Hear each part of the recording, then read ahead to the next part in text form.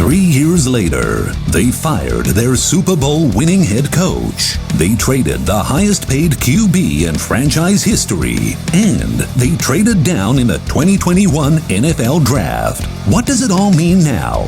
Find out during the draft from the premier Philadelphia Eagles reporter, Derek Gunn. Watch, listen to Draft Takes with Derek Gunn across the JAKIB Media Network, YouTube, Apple, and Spotify.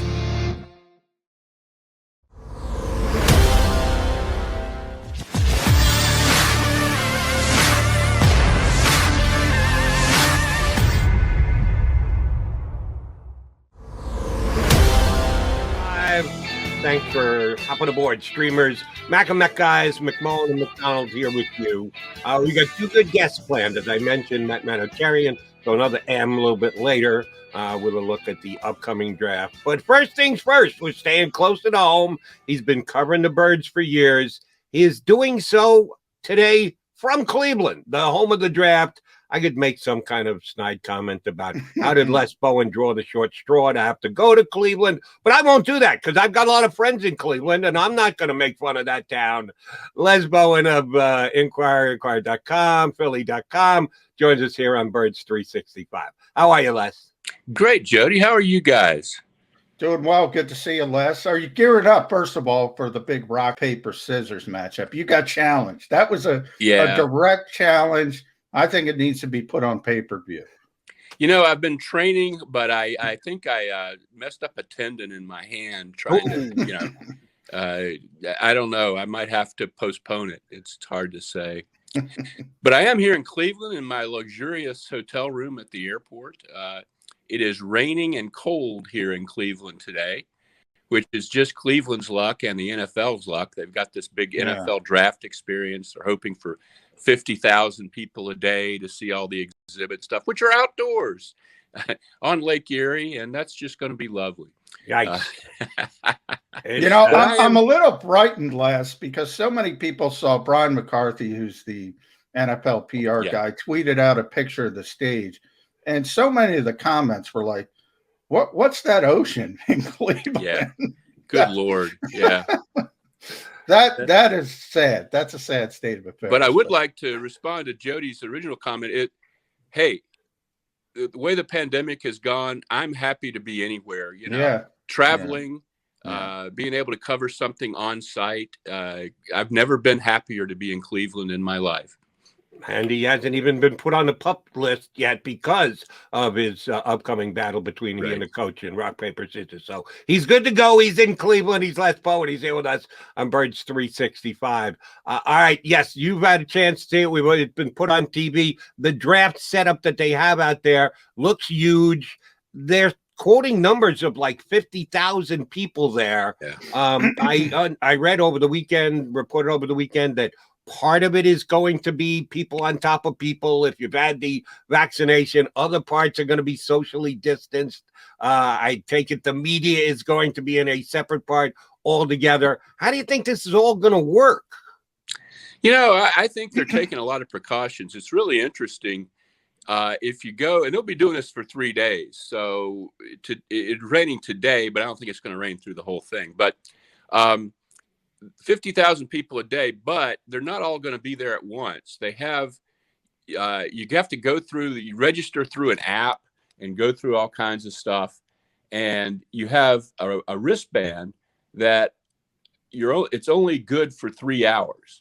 And after 3 hours, you don't get in to the exhibits with your wristband. So those people leave and the next group comes in, theoretically. I hope that's the way it all works.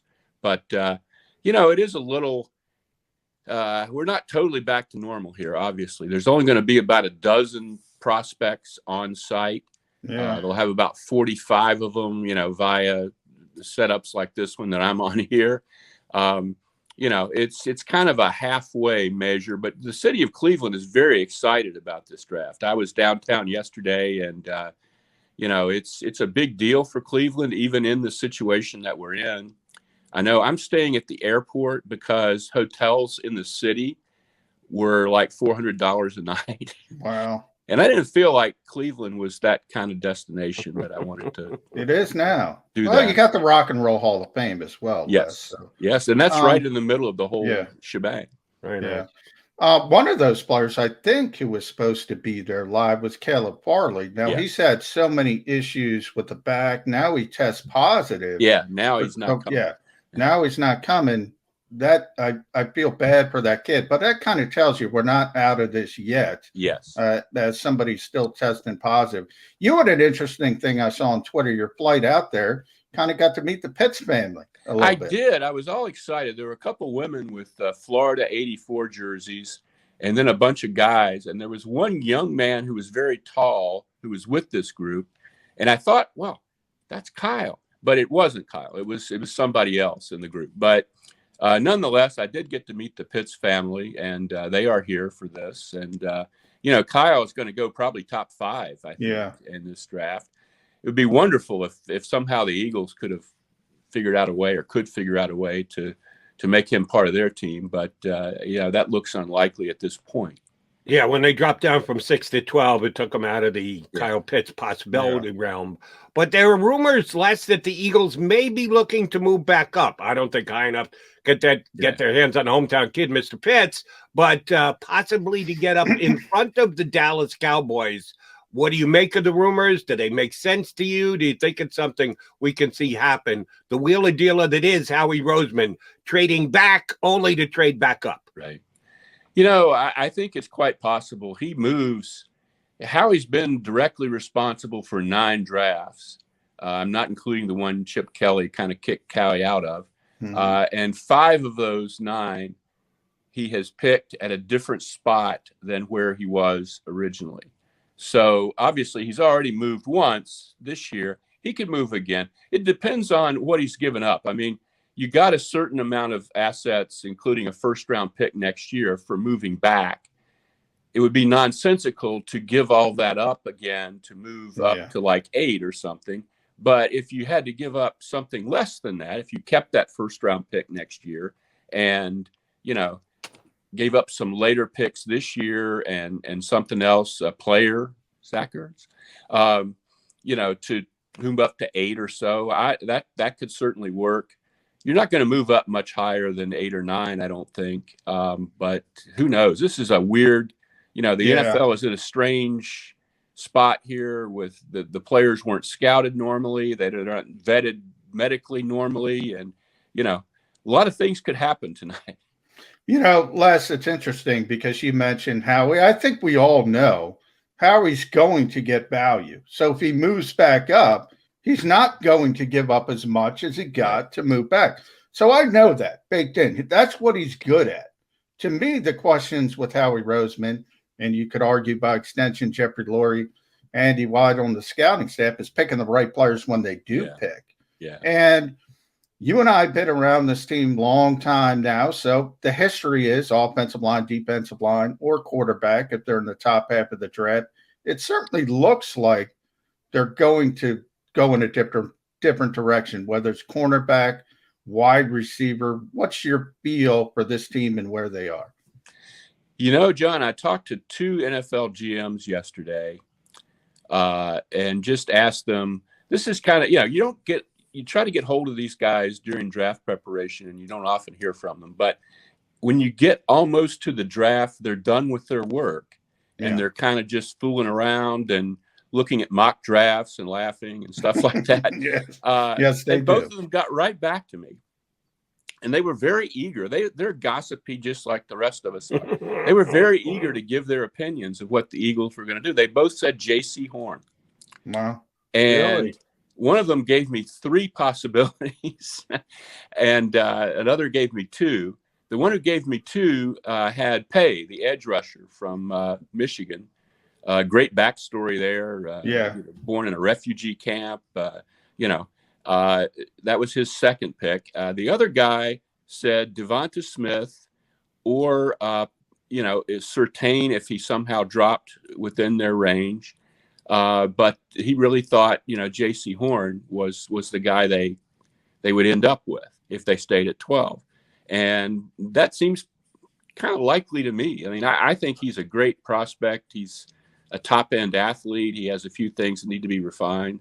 I know you were talking, John, when I came on about corners and how hard it is in the NFL today, but hey, their lack of talent at that position I agree. has just been devastating for the last decade, and I think that's a solid pick at 12 if that ends up being the guy. He's Joe Horn's son. Yeah. And that's a feature of this draft that I don't want to dominate all your time here, but that's a feature. We got nothing but time. We got nothing Take but your time. Go. Don't worry about it, Les. Less is more here on Birds 365. Yeah. That's kind of been overlooked. There's so many, everywhere you look, somebody's the son of a former player. Surtain as well. Yeah. Asante Samuel Jr., who I think would fit what the Eagles do very, very well. What we think the Eagles are going to do anyway, we don't know yet. Yeah. But it's amazing. It's almost like it's always been sons of players in the league, but now it just seems like half the prospects. I like it. I like that bloodline. I remember Antoine Winfield Jr. because I got to cover his father. I mean, his father was such a good fundamental player. I put a lot of stock into that, and sure enough, his son, he hit the ground running. So that's what I've heard. They could move back. That's a Howie thing to do, pick up some more assets. They have so many needs. I wouldn't move too far back. If you look at the Eagles draft history, when they get back in the 20s, especially in recent years, that has not been good. Yeah. They're much better in the teens. But I guess we'll see. It's going to be a long night, I think. The draft doesn't start till after 8, so the Eagles aren't going to come up right away. Let me follow up on something you touched on, expound on it a little bit. You mentioned about one of the players. What we believe the Eagles defense is going to be like. You're dead on accurate because we don't know what the Eagles defense is going to be like. They swapped out an entire coaching staff. The only guy from the coaching staff who the media has had access to so far is Nick Sirianni, who both John and I like, even if he's challenged you to rock, paper, scissors. But we don't know what they're going to do specifically. We don't have a track record of watching them perform and being able to know what are the key tenets for their coordinators and the like. You can look at what they did previously in other spots, but that could change by the time they got here. How do you go about trying to figure out what type of a player the Eagles want when we don't have any hands-on evidence as to how they're going to fit with the new coaching staff? Yeah, Jody, the only thing you can do is look at where the coaches have been. And Jonathan Gannon is the defensive coordinator. He's been in Minneapolis and Indianapolis, but he wasn't the coordinator in either of those places. So we don't really know that they were doing the stuff that he likes to do. We assume that, those are his influences. He might have a totally different idea. That would be hilarious if he had no, we're not going to do any of that stuff. I always wanted to do this. Yeah. I'm going to do exactly what Jim Schwartz did the last several years. So there you go. Get used to it. Daniel Jeremiah feels like it's going to be the NFL Network draft expert. Feels like it's going to be a defense that starts up front, back to front, like it was with Jim Schwartz. I don't know.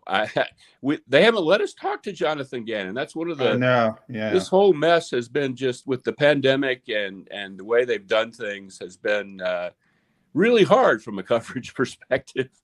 We've never met the guy. We don't know him. It's just it's kind of a crapshoot. But looking at their roster and looking at the teams that Gannon has coached, we've all talked for years about the whole linebacker thing and how the Eagles don't value linebackers. 1979, we got to bring it up, Les. Yes, we do. And in fact, and this is why I hate draft season, because I've been doing this so long.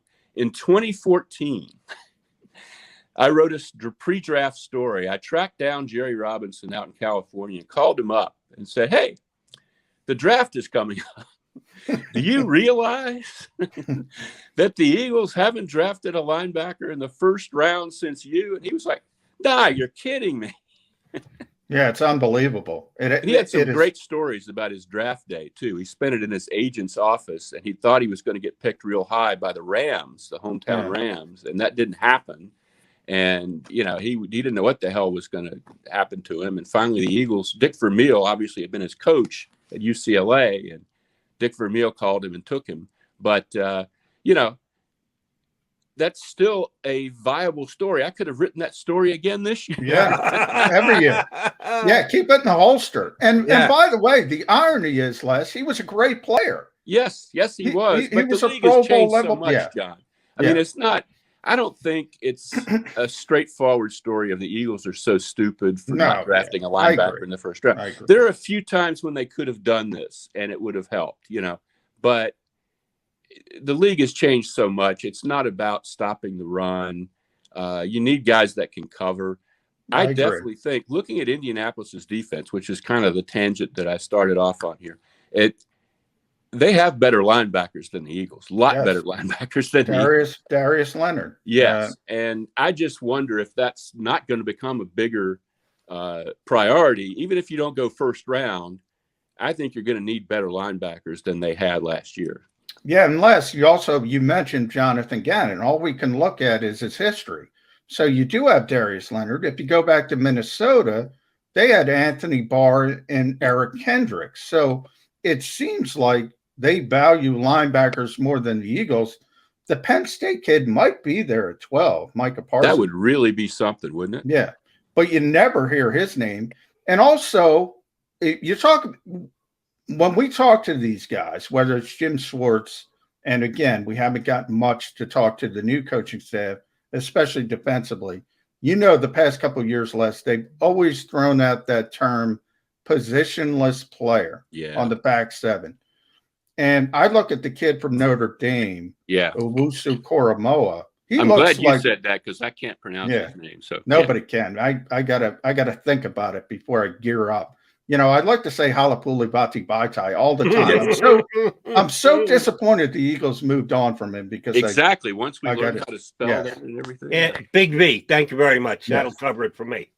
But getting back to that linebacker, there's two guys that I think that could really help this defense at linebacker, but I don't even think about it because of this team's history. Is that right? Yeah, you know, and that's kind of my point. I think maybe we should because we don't know. And nothing lasts forever, you know. It's going to change at some point. What is one of those guys that Davis, Jamin Davis? No, he's. I didn't mention him, but yeah, he's another guy. Some people say he'll go in the back end of the first round, but probably not 12. But he might be 37, you know, in the second. Yeah. You know, I just think that's something they have to pay some attention to. And I'm not that excited about an edge rusher in the first round. I just don't think any of these guys, if they're going to draft yet another edge rusher, and I know they have a need, but it's a need because they've drafted poorly there. I want it to be somebody who just dominates. If you're going to draft another edge rusher, I want to see, you know, all pro. And I don't think there's anybody even pay that I would really see that from right now. I don't know how you feel. I think the Phillips kid from Miami, I think he's the most talented, but he's got so many issues. He's got the concussion issues. He quit football, maybe because that was Chip Kelly, and everybody wants to quit around Chip Kelly, but there's my chip shot. Then he went to Miami and he was just lights out, but I don't know how you can take him with all those red flags. Yeah. Talented kid, though. Let me just add this for both of you two guys to put in your back pocket and keep. It has been, as Les pointed out, 9 out of the last 10 have been, quote unquote, Howie drafts. And Howie came from the Andy Reid, Joe Banner era and carried it forward. Other than that 1 year when Chip came in and took over everything, it's been from the hiring day of Andy Reid forward, the Andy Reid philosophy. This is the first time they've broken with it in a while, because when Doug Peterson came in, anytime Howie would have said, and here's what Andy would have done, Doug would have just shook his head and go, yes, that's right. You're exactly right, Howie. You might not get that from this coach this year. The new coach and his staff might go, oh, no, linebacker? Let's talk linebacker. Let's think linebacker. And now we may actually have to listen. So I think that's a possibility. And I surely believe cornerback's a possibility. But Les, Zach Ertz, a guy who has been talked about since the season ended, been pretty outspoken about his desire not to be here. Carson Wentz certainly did that, and he's no longer here. We've been waiting for a Zach Ertz trade. It hasn't happened. Will it happen in the next 48, 72 hours? If not, we get past June 1st. It gives them a little bit more cap flexibility to handle them different ways. Is there any chance that Zach Ertz is actually kept here in Philadelphia and is scheduled to come to camp for the Birds when that happens? I don't think so, Jody. I really think he has moved on, and they've kind of moved on. I tried to I did get in touch with Zach. They had the thing a few weeks ago with the Players Association where teams were putting out statements about spring work and not working on the field in the OTAs. Zach is the Eagles player rep still. Yeah. And he had no, it was like, no, I'm sorry. I don't know what they're going to do. I don't know what they're going to do. Really? And he had nothing to do with the statement that they eventually crafted. I think Rodney McLeod is like the, what do you call it, deputy rep or something like that. And it was probably he that wrote the statement. But I think Zach is checked out of here. I think he's very disillusioned and disappointed. It's a shame. I think they're going to end up, they're obviously going to end up in a situation as they were in with Carson Wentz, where they're going to trade him at a very low point in his value. They're going to get nothing close to what they would have gotten a year ago had they just like with Carson Wentz.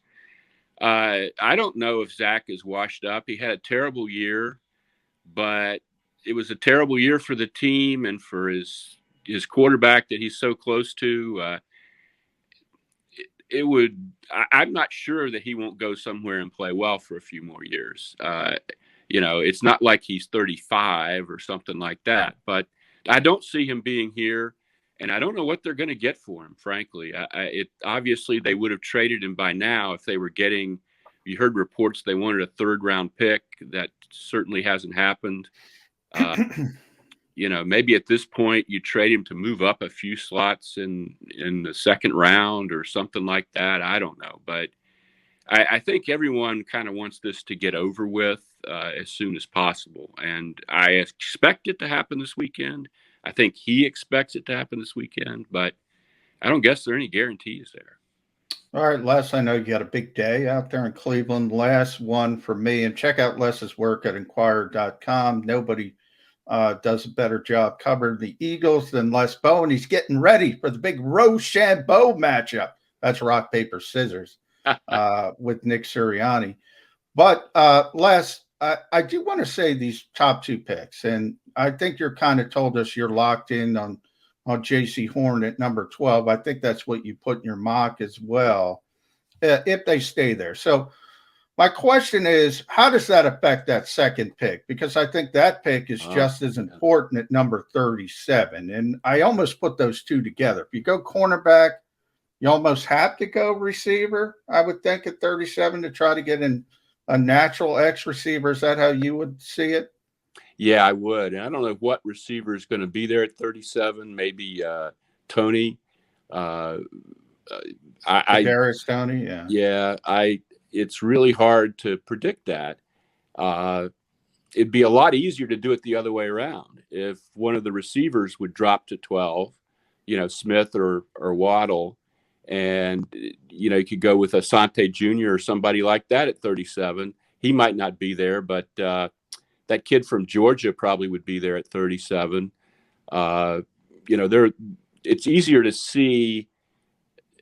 To me, it's from what I glean from these draft reports, it's easier to see a good corner who would make a difference at 37 than it's necessarily easy to see a receiver at 37, because the Eagles they've drafted receivers obviously high. Yeah. And they need somebody who's really, really, really, really good, not somebody who just has some potential and does this but doesn't do that. And once you get out of the first round, you're kind of in that range, of guys that have traits but aren't, sure thing Pro Bowl type guys. And it's a tough that they might move up from 37 somehow. Even if they stay at 12, they might somehow get into the latter part of the first round. Maybe that's how you trade Zach Ertz. I don't know. But, I look at Buffalo at 30 because Buffalo's shown some interest. Maybe they can attach Zach to that pick and move up a little bit. That's a last time. I got one more for you.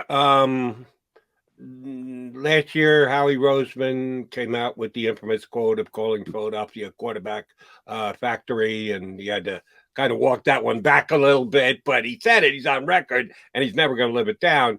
We all believe the Eagles are going to take a quarterback at some point in the draft. Most likely day 3. Yeah. Outside chance day 2. Shocko shocks day 1, and all of a sudden we've got ourselves a quarterback competition. When do you think the Eagles are going to call out a quarterback name, or if they're going to call out a quarterback name at some point this weekend? And will Jalen Hurts have any reaction, unlike the former Eagles starting quarterback who most people believe lost his mind when the Eagles took a quarterback on the second round of the draft last year? Yeah, I don't think Jalen will have much of a reaction either way, at least publicly. But that's really interesting, Jody, and that is something I meant to touch on. That Broncos trade yesterday, where they acquired Teddy Bridgewater. There's a difference of opinion as to whether that means that they won't draft a quarterback, which a lot of people had them drafting a quarterback. Maybe they won't. And if they don't, that means they take a position player that could have dropped to the Eagles. And it also might push a quarterback. It would be really hilarious if they're sitting there at 12 and Justin Fields is still on the board. What would you do then? I'd take him. I tell you that. So would I. I would. So would I. And so we don't know. I'm with you. I think it's going to the draft. It's more likely a day 3 thing, maybe a day 2 thing. If you get a couple guys that you really like, and then there's like that Stanford quarterback is sitting there or something. But it's possible that one of those quarterbacks, Trey Lance or, Fields or somebody, Jones from Alabama, somebody drops to 12 and you have to make a decision there. And that'll be an interesting decision and something to follow in the coming years. We made a smart division by including Les Bowen here on our draft day coverage. Les, have a good time in Cleveland. We'll be reading you tomorrow. Thanks for hopping on with us, bud. My pleasure. Take care, guys. Good. That is Mr. Rock, Paper, Scissors himself. I'd completely forgotten that the coach named him by name. Yes. That he's looking forward to a Rock, Paper, Scissors showdown with Les Bowen prior to the draft. He is John McMullen. I am Jody McDonald. We are your Birds 365 guys. We're not going anywhere. We've still got an hour and change coming your way. And then you need to stay put right here on our channel because special JAKIB media coverage, Barrett Brooks with a draft day special. Yes. Barrett will be live immediately after us today right here on the JAKIB media channel. So you don't want to go anywhere all day long. We'll have draft coverage for you, including coming back with the Mac and Mac guys next. Not long off, Matt Manicharian will come on and help us break down the draft here on day 1 of the 2021 NFL draft. Stay here with Birds 365. If you missed any of today's show on the JAKIB Media channel, listen to the podcast on your way home. Available on YouTube, Apple, and Spotify.